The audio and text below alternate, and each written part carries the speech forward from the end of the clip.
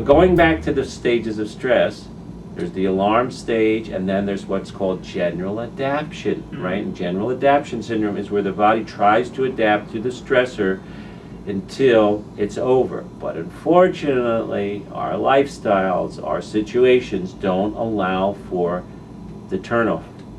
And what happens is then we start to get resistant phases. And the resistance to stress is, like Jim was talking about, nutritionally, all of a sudden where we used to release insulin, our blood sugar would go up in a stress response, it rushes to our muscles, it rushes to our brain. That constant elevation of blood sugar creates insulin insensitivity. And now it's not working. And now you're pre-diabetic and then heading into diabetes.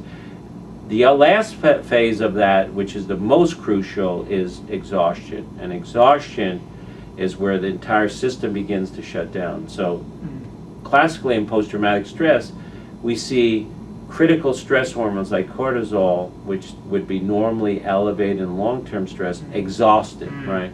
And so your exhaustion diseases, depression, chronic fatigue, fibromyalgia, chronic pain, all those types of things tend to be more end stages. Yes, there are all kinds of treatments for particular symptoms, traditional and alternative, but the big thing is that the discovery that we possess a reflex so powerful and so strong that it can right the wrongs. Now, that reflex has been going off from time immemorial, but people don't understand it. If it goes off in a spiritual context, people think it's divine intervention from God, right? If it goes off in a particular a yoga therapy, they think it's the yoga therapy. In fact, we can use an example. You know, for years, I was often addressed to speak about that people doing yoga, especially if they were doing certain hip postures, pigeon pose, others, and the hips, that a phenomenon would happen. They'd start to get hot and cold and tingly, almost like they were having an anxiety attack, but it was really different. And their bodies began to shake, and then there was an emotional release, and the person would say, "Oh my God, for the first time in my life, my back pain is gone, or my hips have opened up." Now, of course, what would happen? People would get embarrassed. What is happening to me? They would get afraid of what they were feeling.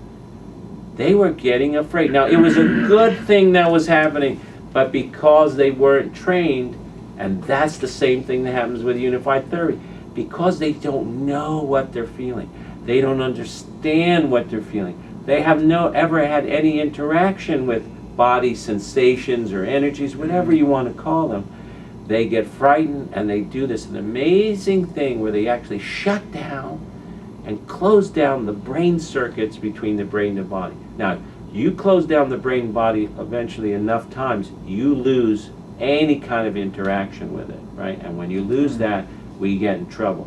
And so now, the big drive is to make people much more proactive, giving them skills and abilities that maybe have never existed. And we know that one of the key components is opening that frontal cortex. Yes, it is different. Now, if you're dealing with somebody with acute anxiety, you have to know what you're doing. Is it treatable? Yes. Is success incredibly? Yes. In fact, I think we can almost say, hopefully in the next few years we get the support, that anxiety, as we know, can be absolutely cured very quickly and very efficiently. But the people that work with it, the most successful treatments share a unified understanding, and that is, instead of fearing what you're feeling, to embrace it. What?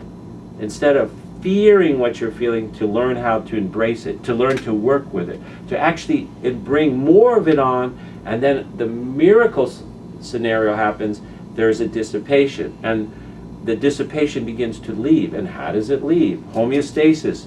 It'll go through these two reactions. You'll start to shake, you'll vibrate, you go hot, you're cold, you laugh, you cry, you get tingly. But you don't just do it all at once. In cathartic therapies, they used to have people breathe and scream and jump, and yogis would do Shaktipat. It was too much. It needs to be done slowly and progressively. Just like if you're doing any kind of exercise, slowly, progressively. If you do too much, the person's too sore, they're not coming back, right? If you do it too challenging, they're not going to make it. So you teach people on the table to stay with the sensations and follow them around. That pretty much builds their tolerance of more and more. And so trust. they can handle more And more. trust. The big word here is trust. Trust. It's very interesting. And many people know, I mean, my original profession is as a chiropractor. What moved me, yes, chiropractors are trained in traditional medical practice. It's not some mysterious practice, right? But we concentrate more on the nervous system and re-regulation. But what moved me, I went to a school that was very, very medical oriented and was often criticized by other school, National University, right? So, but the education really proved well for me. But there was this whole other thought, and it was in our tradition that the body had, the mind had, that inside us there was this innate intelligence, you know. And now that's foreign to us all until you have a direct experience. And until you have a direct experience, you won't know what I'm talking about. Unified is really designed to give people direct experience so that out of fear comes joy. Out of panic comes bliss. Out of anger comes forgiveness. That's where we're driving for. That there's this whole set of re-regulation that doesn't have to be taught.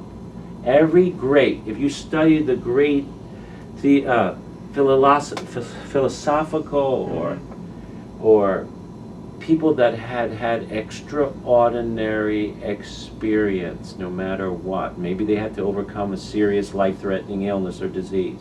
Maybe they went through terrible war.